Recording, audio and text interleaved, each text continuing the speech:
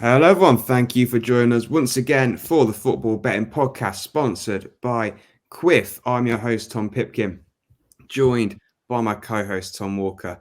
It's the 20th of December. We've got 5 days until Christmas Day, one weekend of football action left, one podcast left before we break for a couple of weeks for Christmas. But there's lots to get stuck into this week. Tom, how are you doing?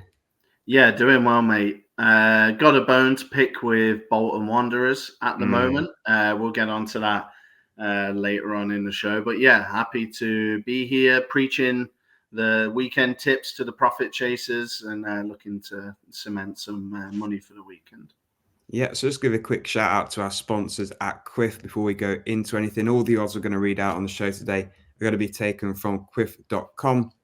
And Quiff is the only sports book where you can get supercharged. So any single bet or accumulator bet that you put on with Quiff always has the random potential to be supercharged, which means the odds get made much bigger, really. So if you bet on, for example, West Ham to beat Man U this weekend at 2.38, that could get quiffed to something much bigger, 4.38, 10.38, 2.58. You never know.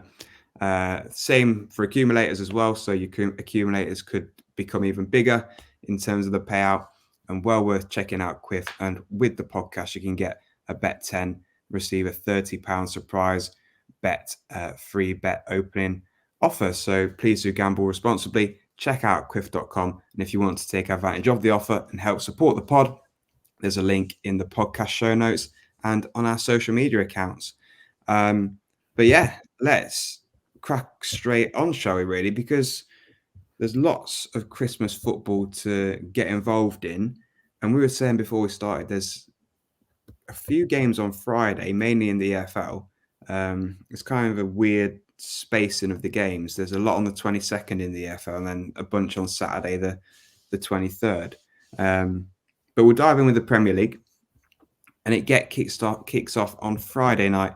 Aston Villa at home to Sheffield United, 1.18 the price for Villa. So as you'd expect on that long winning run in the Premier League at home, which is 15 consecutive games, I think now, having beaten Man City at home and Arsenal at home in the last 2 Premier League home games. To think they might now lose to Sheffield United, I can't see it personally. Can you? No. Obviously, Tom, the weekend actually starts on Thursday with Palace and Brighton. Luckily, I don't have any tips for that, but I just wanted to flag that with you. But yeah, Villa can really kind of lay down a marker here, and there's absolutely no way Sheffield United are going to stand in their way. I've looked at all kinds of markets to try and get with Villa and get some kind of value, but it just isn't there. Okay, well, we'll go into Saturday then. We've got plenty of games on Saturday in the Premier League. The 12:31, West Ham at home to Man U. Anything you fancy here? Because Man U seem to be lurching from okay result to terrible result to okay result, because they got a very creditable 0-0 away at Anfield last weekend in a pretty drab game. But I just don't know what to expect from them one week to the next. Yeah, I mean, for me, I would focus on the negative rather than the positive. I still think this is a team in horrendous form with no real guidance. Let's not forget they've actually scored in just one of their last 5 matches.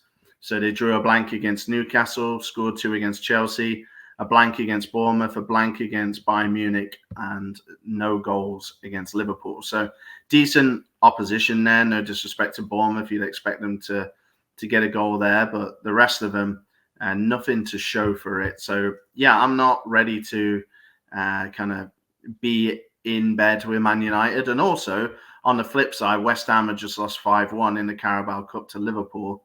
I'm also not ready to go against West Ham either, especially at home. I think there is some value here in West Ham at 2.6. I think it's quite a harsh, quite tight price, and I think that's because of Man U's shortcomings. But I think we can get with West Ham here. Okay. Yep. I want to look at Luton against Newcastle, which is one of the 3:00 games. I do think Luton have been very kind of plucky and unlucky losers in their home games at Kenilworth Road so far, by and large, when they've played top teams. If I just run through a few results at home, they lost to Man City 2-1, lost to Arsenal 4-3, that late goal there. Drew with Liverpool 1-0, again a late goal for Liverpool there, and lost 1-0 to Tottenham. So they played 4 kind of big sides, you'd say, at home, lost by a single goal in 3 of them, drew 1. They've been in the game in pretty much all of them and have been unlucky, really, to get the number of points that they have. They could really have more points. What I'm getting at is the fact that Newcastle aren't in exactly great form right now. Just went out of the cup in midweek to Chelsea on penalties. And prior to that, beat Fulham at the weekend, aided by a Jimenez red card in the first half, and then lost the 3 games before that. So Newcastle aren't in a particularly good place. This will be a tough place to go, as has been proven by Liverpool struggling, Arsenal struggling, Man City struggling. I think Luton +2 on the handicap, which is priced at 1.6. So that means Luton, if they lose by 1 goal, as they have done in all their other games, this bet would still win. So it's banking on Luton not to be battered by Newcastle, basically, losing by 2 or more goals. So I can certainly see that based on historicals this season. Yeah, Tom Lockyer is obviously going to be a really big miss for Luton. He's the captain. He's a threat from set pieces.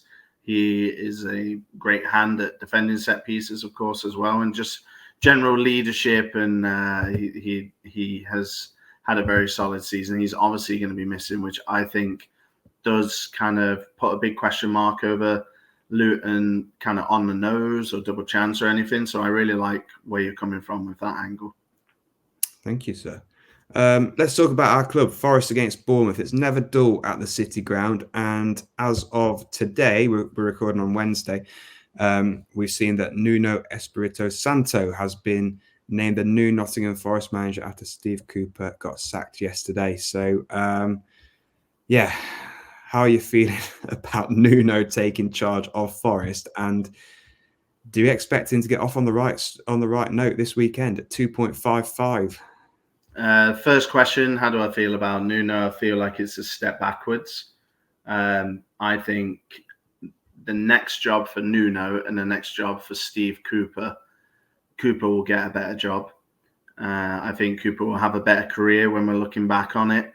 I know it's not great right now in terms of form, and there's a lot of articles and podcasts on The Athletic about, you know, the fact that relationships are broken down behind the scenes and everything. But for me, the matter of the fact is that the players are playing for the manager and they just weren't getting it right at the time. I think it's a massive downgrade to go to Nuno and a huge gamble.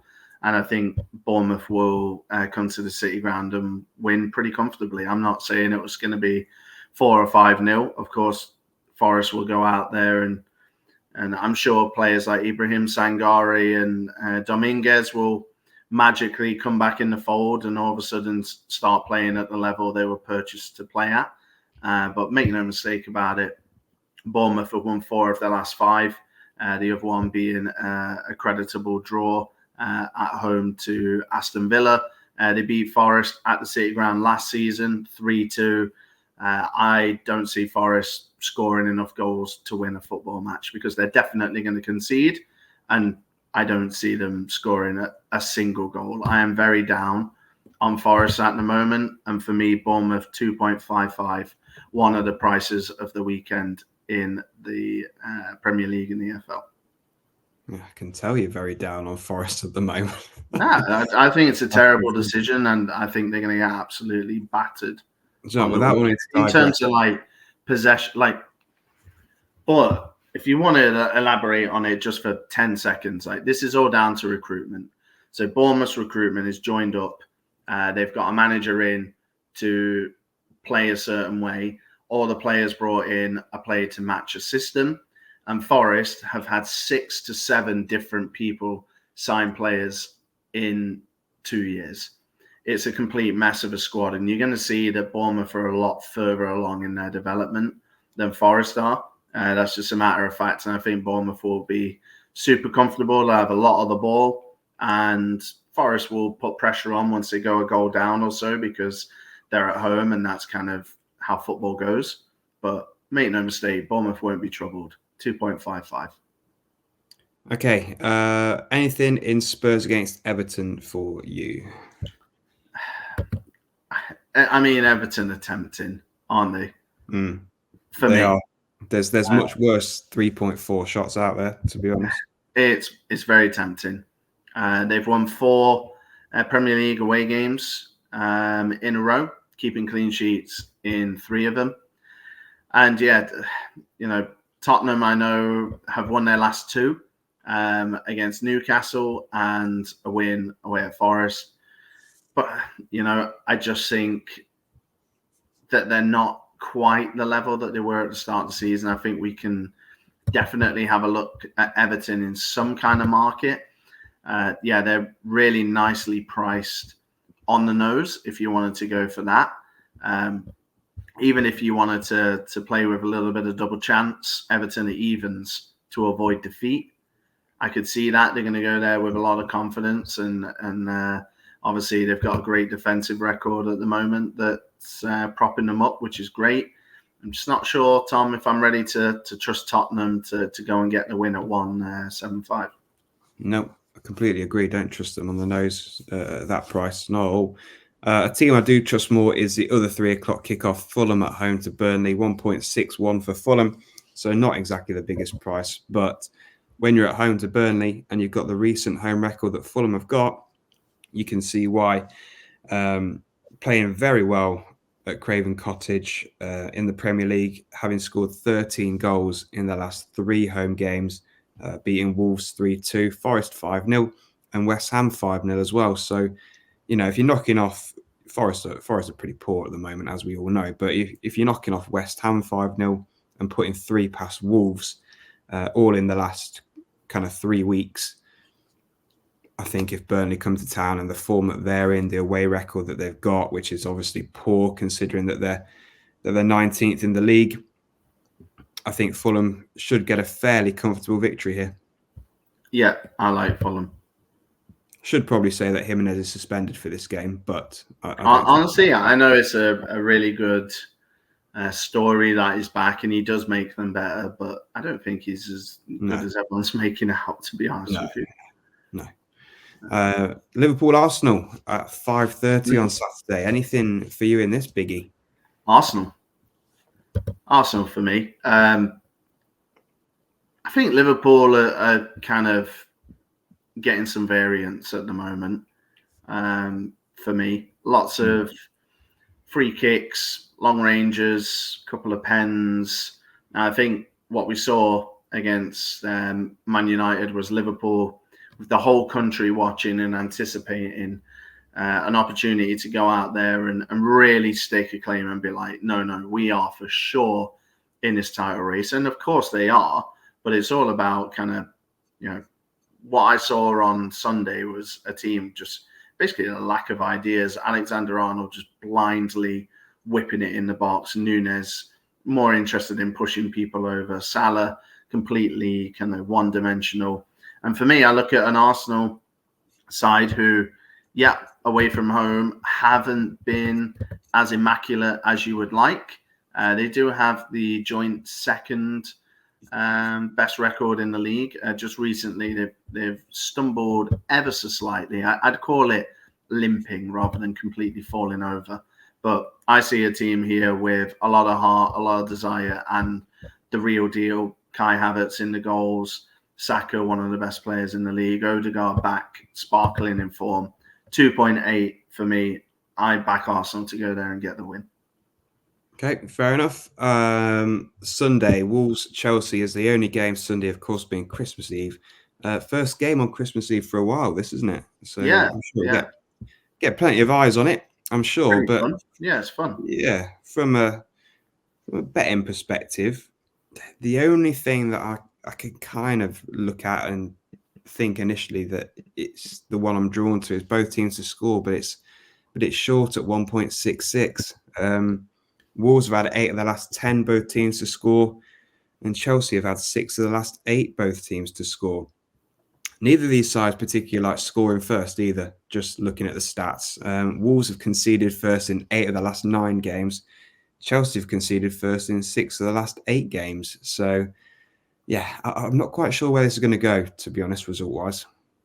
I know Chelsea have got a lot of players that are better than, where they are in the league. But let's not get away from this. This is a mid-table clash.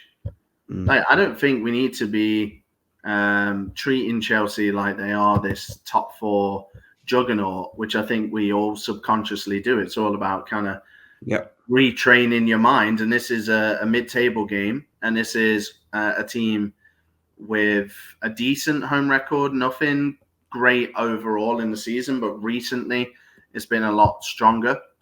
And we've got a team here in Chelsea who have got 10 points in 8 games. They've got a worse away record than Crystal Palace, than West Ham, than Everton, and obviously a lot of the top sides, Man United as well. Like, yeah, I'm all over Wolves here at 3.6, and I have no idea why we wouldn't be.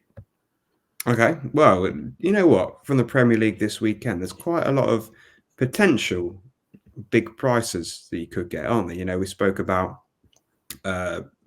maybe Bournemouth, if you want to class them as a bigger price, away at Forest, Everton, away at Spurs, Arsenal, away at Liverpool, Wolves at home to Chelsea. It could be, they're all above evens, well above evens. Yes. Yeah, I don't think there's much like accumulator potential here, but singles and doubles for sure. Yeah. Let's move into the Championship then. A couple of games on Friday night, none particularly take my interest. Don't know if they do you. No, happy to move into Saturday, and I'll get started off with Watford. Watford are a team I've got my eye on. They've jumped up to 9th, and I say jumped up to, a lot of Premier League fans will be like, well, Watford jumped up to 9th. That doesn't sound good. But Watford were down in like 18th a couple of weeks ago, and they've really managed to turn it around. They are a very impressive team that I'm really excited about. Their last 4 results have kind of got me very interested in them. Well, last 5, sorry. Beat Norwich, beat Hull away, drew to Southampton, and narrowly lost to Ipswich, and then recently coming off a 5-1 win against Preston. And then we got a Blackburn side. They're just absolute Jekyll and Hyde, aren't they? Do you remember when they didn't draw for the longest time? They're doing it again. They've 1 draw this season, 10 wins, 11 losses. So in terms of the loss column, that's 3 more than Huddersfield, who are in 21st. It's absolutely all or nothing. And I think Watford are in the groove at the moment, and I'm really excited about them. They're 3.2. It's just a little outsider, and I think basically we're getting ahead of. It's easy looking down the docket and picking someone who's won 6 in a row to win again. This is kind of getting ahead of that. I think that kind of run of form is around the corner. So yeah, I'm back in Watford here.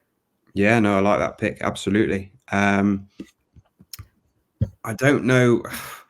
I'm going to say this, and it's not with a hell of a lot of confidence, to be honest. But if we're going to have a week at the moment where we back Birmingham City, it could potentially be this week. They're 2.8, and they're away at Plymouth Argyle. And this is absolutely not going off how good Birmingham are, because they're not very good at the moment at all. But the angle is potentially taking advantage of Plymouth losing their manager, Steven Schumacher, to Stoke, which happened, I believe, yesterday on Tuesday. So that's going to throw out the blue, completely out the blue. Even Schumacher himself said that he was very happy at Plymouth a few months ago. And why would he want to leave? But yeah, he's been turned by the old Bet365 money at Stoke, and yeah, leaving Plymouth kind of in the lurch ahead of this game. So my thinking is potentially unexpected, everything thrown into disarray at Plymouth. I appreciate they are generally quite good at home, much better at home than away. But if the signs from Birmingham losing 3-2 on Monday night to Leicester, scoring 2 against Leicester is a good achievement, and then beating Cardiff away the game before that. If there are signs they are potentially on the turn, they could take advantage of the disarray at Plymouth this weekend. Okay. Going to be really quick on this one. Leicester to beat Rotherham. Leicester a 1.11. Flipping heck. Move on. That has got to be the shortest price championship team I feel like I've ever seen. Move on. I honestly, I don't know what else to say. To be honest with you. Wow. But they'll win. They'll win. I'm sure they will. Yeah. They'll batter them. So. I guess the standout fixture in the championship this weekend is a Saturday 12:30 when it's Leeds against Ipswich at Ellen Road. And, Ipswich, the form they're on, how good they are, they could be a big outsider here at 3.5. I think the safer bet is both teams to score, short as you'd expect at 1.53. But we know how many goals both of these sides do score. Leeds in particular, games at Ellen Road. They haven't kept a clean sheet for 6 consecutive games. All 6 have been both teams to score. So, yeah, I could just see definitely teams on the score sheet. Ipswich has scored at least 2 goals in 5 consecutive games. It's got to be entertaining, hasn't it? Yeah, surely. East Anglia, Tom, is where it's at. Norwich, I think we'll be able to get something here against Huddersfield. I got a couple of angles here. So Norwich to win 1.65 is pretty obvious. We're going to get both teams to score 1.8. Norwich obviously coming off the back of a lot of confidence here with that draw away at Ipswich, but this is mainly regarding Huddersfield, who have had both teams to score in 6 consecutive matches. 4 of them have been 1-1, which is something I would, of course, take, but shows the fact that they can score and also concede. And yeah, with Norwich, John Rowe, when there's John Rowe, there's a chance, really. Goal every other game he's averaging this season from the wing, 10 in 20, a real breakout season for him. So yeah, I like Norwich. I like both teams to score. Okay, cool. Shall we move to League One? Yep. I'll get us kicked off with the game on Friday night, which is Cambridge at home to Exeter. Cambridge price at 1.96 for the victory. They've done all right since Neil Harris came in a few weeks ago. Last 2 games, they've picked up a win at home to Blackpool at home, despite having 10 men, so very impressive there. Drew away to Charlton 2-2 and won 4-0 against Fleetwood in the FA Cup. So 3 good results there for Neil. Exeter, on the other hand, still continuing to struggle, aren't they? They're winless away from home in League One since the 2nd of September. Winless overall since the 16th of September. So generally a very long losing run, struggling to score goals. They've just scored 1 goal since the end of October. So 5 games there, they scored just 1 goal. I just think Cambridge are getting that old classic new manager bounce under Neil Harris. Strong at home, as we've seen in the last couple of games. And it's kind of the perfect opponent here because Exeter still haven't arrested their decline. So seeing Cambridge at just under even money, quite happy to go for that.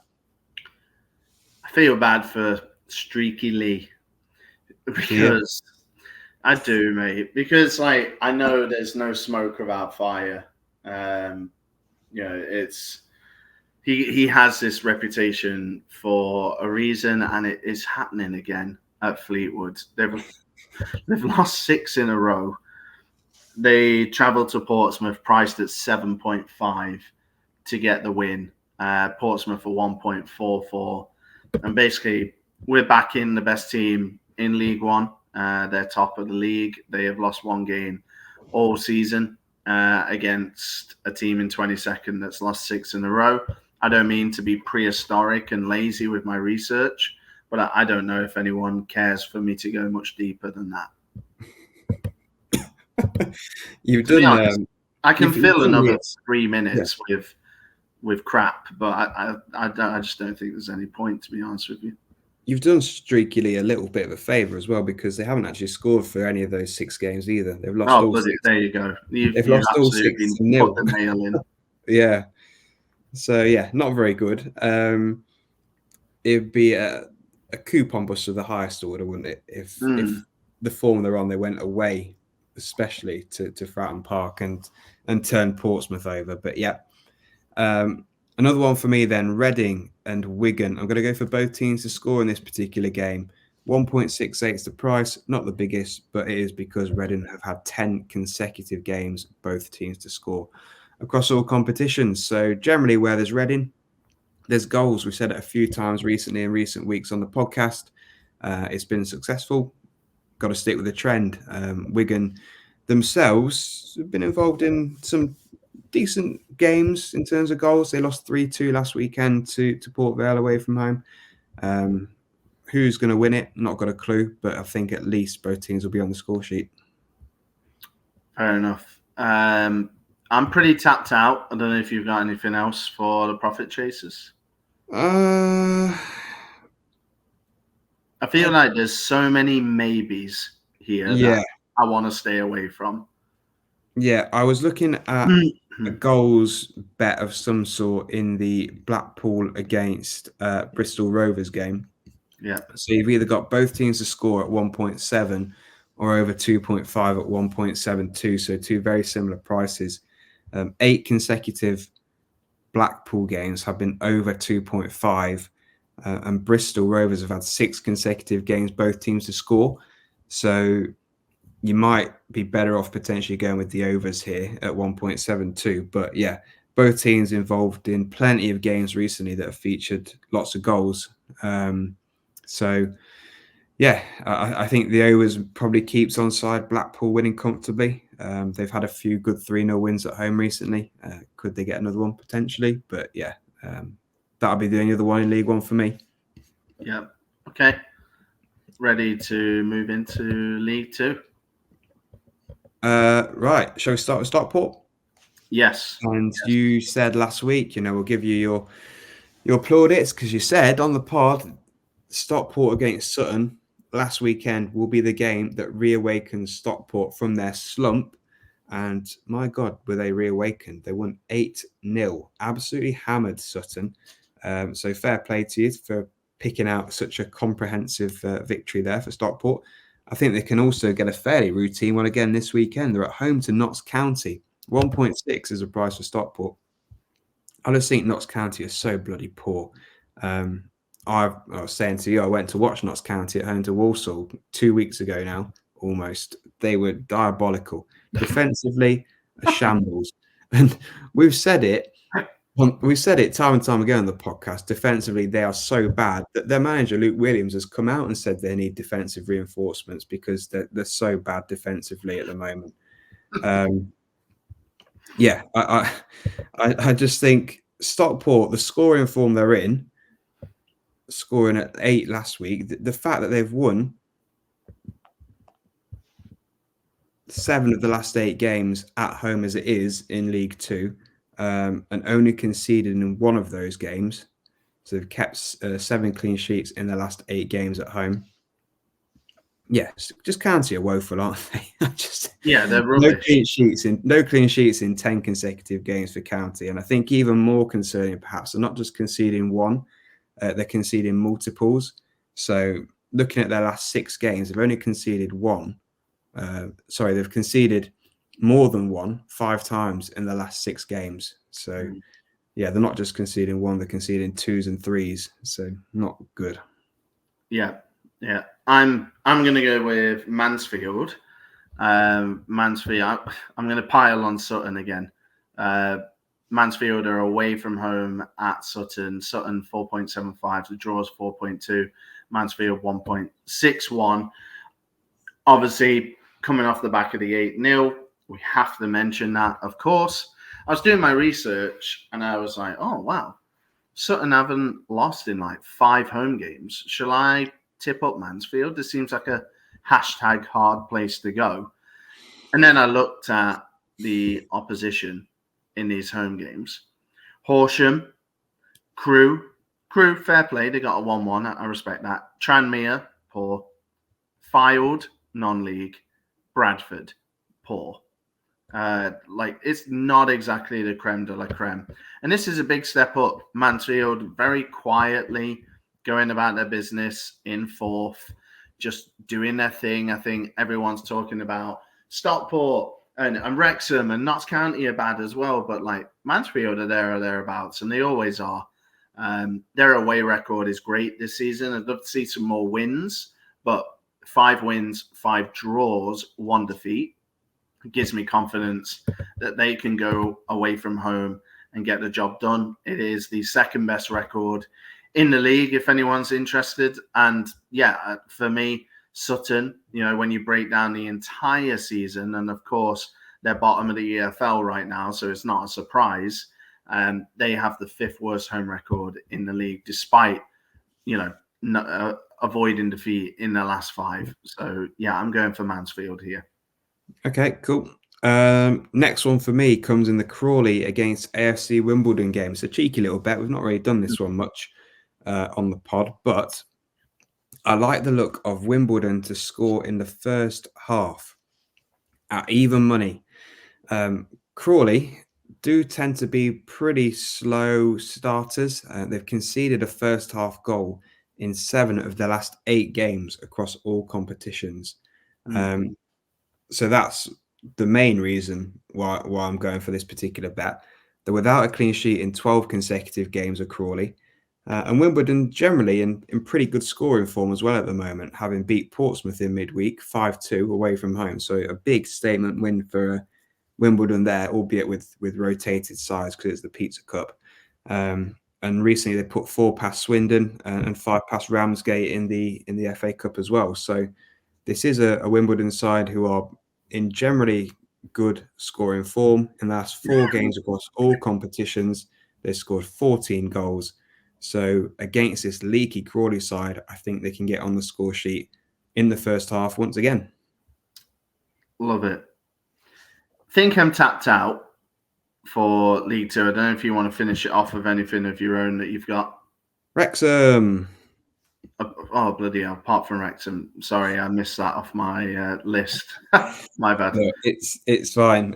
It's not one we're going to spend an awful lot of time on because for me, along with Stockport, they're probably the biggest sure bet of League 2 this weekend.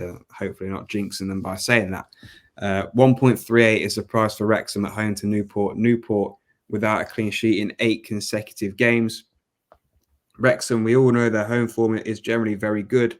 They've won 5 on the bounce at home. They've won 7 of the last 8. They scored at least 2 goals in every single home game this season, often scoring 3 or sometimes 4. So, Wrexham should, if they do as they have, play to type, they'll score at least 2, probably 3, and that is enough to beat Newport County. Okay. Let's have a look at last week's treble as we finish off the tips for the weekend. So, we were a little bit nervous about putting Bolton on, but we fancied them just based on how great they've been this season. They've been absolutely relentless and so reliable. But ultimately, an early red card and just a bit of a bad performance, and probably the second in a row, cost the treble as they went down 2-0 at home to Bristol Rovers. It was not comfortable, but we did get 2 other wins in our other legs. We got Peterborough 1-0 away at Fleetwood, and we got Wrexham 2-1 at home to Colchester. I thought that one might be a bit more comfortable, but we got there in the end. And obviously that one wasn't a winner this time, but we're really looking forward to sharing our treble for this weekend ahead of a busy schedule, obviously, of football. They're going to come thick and fast, the trebles. Yeah, it feels like once again, and you probably ain't got it to hand, but it feels like the last 6 weeks we've lost by 1 team. It's been very frustrating after going on a run of winners to consistently hit the bar and the post. It's been really annoying. Like last weekend's treble, You mentioned Bolton with the first half red card, which kind of put a spanner in it. Wrexham also got a first half red card, and I was thinking, bloody hell, it's going to be one of those days, is it? You're right, by the way. It is 6 in a row where we've lost by one team. Yeah, very frustrating. We're kind of going for what we hope is a banker treble, and we obviously want every treble to be a banker treble, but this is super bomb proof, we hope, and the odds do reflect that. But it's Christmas, and hopefully we'll get a little bit of extra Christmas present money. We're going to go for Portsmouth at home to Fleetwood in League One. And then we're going to go in League Two for Stockport to beat Notts County and Wrexham to beat Newport County. So that's Portsmouth, Stockport and Wrexham all to win. The treble pays 2-1. But the magic of betting with Quiff is that has every chance of being supercharged. So whilst it might seem like a shorter price treble on the face of it, if you bet with Quiff, that could well be supercharged to something much, much overpriced, if that English makes sense, which I don't think it does. we know what you mean. Yeah. Okay, cool. So we're going to move on now to Twitter before fancy football. Now, the reason I'm bringing it up earlier than normal is to catch those people that turn off after the treble. It's really important to follow us on Twitter through the festive period if you still want to get consistent tips. We're going to be taking a little bit of a break. Obviously, there's games. I think there's 4 games in 10 days or 12 days or something insane for EFL teams, and we simply can't do a pod every single time. So T_FB podcast is where you're going to get all of the tips exclusively. They will not be anywhere else. So that's the place to be. And then as we move into fantasy football, we got a tweet, Tom, a couple of days ago, I think on Monday, from Tags Cricket, saying that he tweeted us and said, "Thank God there's a pod this week. I'm in the top 10 in the fantasy league for the first time ever. So I'm looking forward to having my name read out." I can't figure out who it is. I can't match the name. We don't have anyone, I don't think, under the name Tags Cricket. But that was nice to receive. Yeah, definitely. If he wants to give us some tips on how to be better at fantasy football, as we always say, then please feel free, Tags Cricket, to give us some advice.